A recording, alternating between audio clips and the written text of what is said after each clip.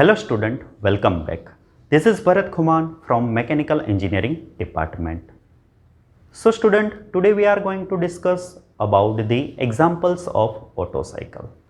So without a wasting of time, let's start to do the examples. Example 1. The efficiency of an Otto cycle is 60% and gamma is equal to 1.5. What is the compression ratio? Student यहाँ पे जो example का problem दिया है उसके अंदर हमको find out करने के लिए बोला है कंप्रेशन रेशियो, जहाँ पे बोला है कि ऑटो साइकिल का जो एफिशिएंसी है वो 60% है और जो गामा है वो 1.5 है। ये दो डेटा दिया हुआ है, ठीक है। तो ये दोनों डेटा की हेल्प से, मतलब एफिशिएंसी और रेशियो ऑफ स्पेसिफिक हीट, ये दोनों की हेल्प से हमको compression ratio r find out करके देना है ना। सो गिवन डेटा जहां पे दिया हुआ है हमको एफिशिएंसी और दिया हुआ है हमको गामा, और उसके बेस्ड के ऊपर हमें फाइंड आउट करके देना है स्मॉल आर, मतलब compression ratio. Now efficiency of Otto cycle. Okay, so student, here we can see the equation, the efficiency Otto है ना, it's represent 1 minus 1 upon r raised to gamma minus 1. It is nothing but the equation of efficiency of Otto cycle.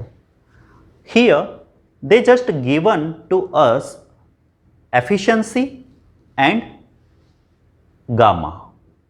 Okay, now so value of efficiency is 0.6 and value of gamma is 1.5, but in the equation gamma minus 1, okay, so 1.5 minus 1 is equal to 0.5.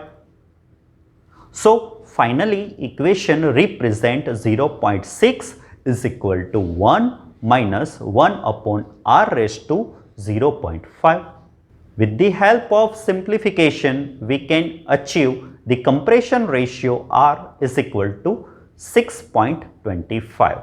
So final answer of this problem is r is equal to 6.25. So student, with the help of equation of efficiency of Otto cycle we can easily find out the compression ratio r. Now example 2. An engine of 250 millimeter bore and 375 millimeter strokes works on Otto cycle.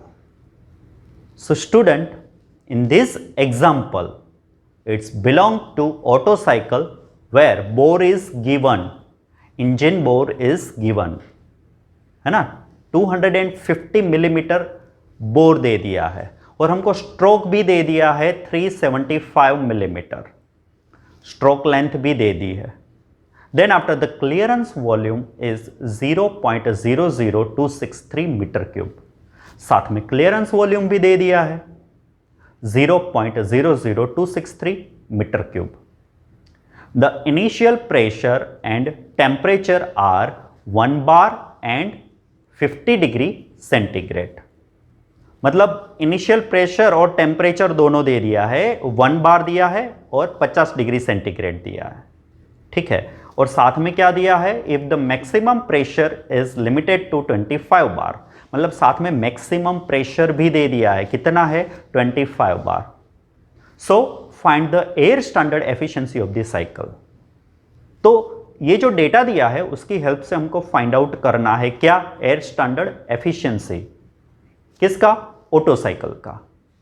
एक बार again represent कर देता हूं कि actual में problem कहना क्या चाहता है, ठीक है, कि एक ऑटो साइकिल है जहां पे उसका हमें बोर दिया हुआ है 250 मिलीमीटर, उसका स्ट्रोक लेंथ दिया है 375 मिलीमीटर, देन आफ्टर उसका क्लियरेंस वॉल्यूम दे दिया है हमको 0.00263 मीटर क्यूब। उसके बाद हमको जो प्रेशर और टेम्परेचर इनिशियल स्टेज वाले है उसका डेटा दे दिया है 1 बार एंड 50 डिग्री सेंटीग्रेड, साथ में दे दिया है मैक्सिमम प्रेशर 25 बार। तो हमें फाइंड आउट क्या करना है, efficiency of Otto cycle.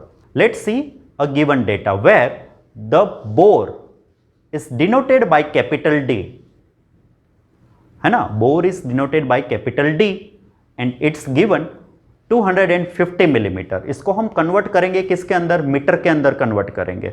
Student यहां पे देख सकते हैं हम क्या कर रहे हैं, जो बोर है वो मिलीमीटर में दिया है, उसको कन्वर्ट कर रहे हैं मीटर में, तो वैल्यू हो जाएगी 0.25 मीटर।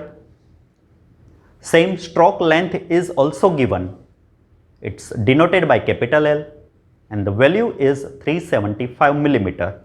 इसको भी क्या करना है, मीटर के अंदर कन्वर्ट करना है, तो वैल्यू क्या बन जाएगी 0.375 metre. Last but not the least, clearance volume it's given 0.00263 metre cube and it's denoted by VC. Yes, initial temperature T1 is given 50 plus 273, so 323 Kelvin, and maximum pressure P3 is 25 bar. Student, here we can see in the PV diagram also initial stage and final stage. If we talking about initial pressure, that one is 1 bar, and maximum pressure, that one is 25 bar. We can see in the diagram here process 1-2 and process 3-4 represent the adiabatics process. Okay, now during compression stroke, okay, it represent process 1-2. That one is swept volume. Okay, that one is swept volume. Here we can see in the diagram. Student ध्यान में रखना है हमको यहाँ पे कि हमको जो फाइंड आउट करना है वो क्या फाइंड आउट करना है, एफिशिएंसी फाइंड आउट करनी है ऑटो साइकिल की, है ना। तो सबसे पहले हमको चाहिए होगा क्या, स्वेप्ट वॉल्यूम। अब स्वेप्ट वॉल्यूम क्यों चाहिए, बिकॉज ऑफ हमको चाहिए कंप्रेशन रेशियो, ठीक है। तो क्लियरेंस वॉल्यूम तो हमको प्रॉब्लम के अंदर दे ही दिया है, हमको चाहिए क्या, स्वेप्ट वॉल्यूम।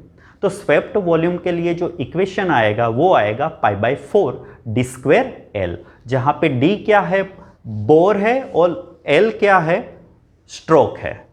तो d और L दोनों का वैल्यू हमारे पास है, तो हम क्या करेंगे, दोनों का दोनों वैल्यू पुट करेंगे इक्वेशन के अंदर, है ना। d दिया हुआ है 0.25 और L दिया हुआ है 0.375। अब दोनों की दोनों वैल्यू हम रख रहे हैं किसके अंदर, स्वेप्ट वॉल्यूम के इक्वेशन के अंदर। तो इक्वेशन क्या बन जाएगा कि π/4 इंटू 0.25 स्क्वायर इंटू 0.375, तीनों का मल्टीप्लीकेशन करेंगे तो हमको फाइनली जो स्वेप्ट वॉल्यूम मिलेगा वो मिलेगा 0.0184 मीटर क्यूब। तो स्टूडेंट हमें यहां पे स्वेप्ट वॉल्यूम तो मिल गया, क्लियरेंस वॉल्यूम हमारे पास है ना। तो स्वेप्ट वॉल्यूम और क्लियरेंस वॉल्यूम की हेल्प से हम क्या निकालेंगे, कंप्रेशन रेशियो निकालेंगे। तो कंप्रेशन रेशियो का इक्वेशन क्या है, swept volume plus clearance volume divide by clearance volume. तो स्वेप्ट वॉल्यूम का वैल्यू हमें मिला 0.0184 एंड क्लियरेंस वॉल्यूम का वैल्यू है 0.00263। अब ये दोनों वैल्यू ये इक्वेशन के अंदर रखेंगे और कैलकुलेशन करेंगे तो हमें जो कंप्रेशन रेशियो है वो मिलेगा 8। तो स्टूडेंट हमने यहां पे सबसे पहले फाइंड आउट किया स्वेप्ट वॉल्यूम और उसके बाद हमने फाइंड आउट किया कंप्रेशन रेशियो। अब स्टूडेंट हमको पता है air standard efficiency of Otto cycle, है ना। इक्वेशन हम पुट करेंगे, efficiency Otto is equal to 1 minus 1 upon r raise to gamma minus 1। Here gamma is given 1.4, okay. So gamma minus 1, 1.4 minus 1, so क्या मिलेगा 0.4। तो फाइनली जो equation पे value put करेंगे वो ये बन जाएगी 1 minus 1 upon 8 raise to 0.4। Calculation करेंगे स्टूडेंट तो इसका हमें फाइनली जो आंसर मिलेगा वो मिलेगा 0.565। मतलब क्या हुआ इसका कि जो एयर स्टैंडर्ड एफिशिएंसी है ऑटो साइकिल की वो हमें मिलेगी 56.5%। सबसे पहले हमने यूज किया swept volume, then after compression ratio and then after air standard efficiency of auto cycle.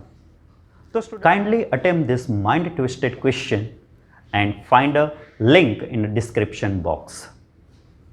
So student, आज का ये सेशन हम यहीं पे ख़त्म करेंगे। अपकमिंग सेशन के अंदर हम देखेंगे some interesting topic. Till keep learning, keep growing. Thank you.